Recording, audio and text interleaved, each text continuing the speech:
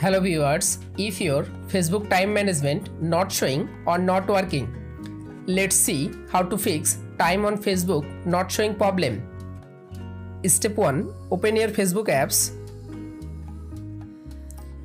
Click on three dot line.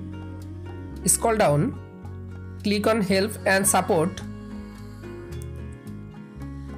Again click on report a problem. Again tap on continue to report a problem. Click on include. Scroll down. Tap on settings. Again tap on report option.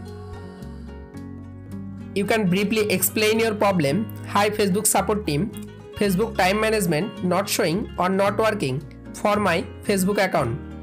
Please fix time on Facebook not showing problem as soon as possible. Thank you, and send the support team.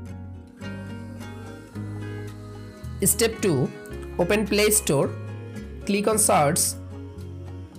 Search Facebook apps. Update your Facebook application latest version and solve Facebook time management not showing or not working problem. If this video helpful for you, please subscribe our channel and like this video.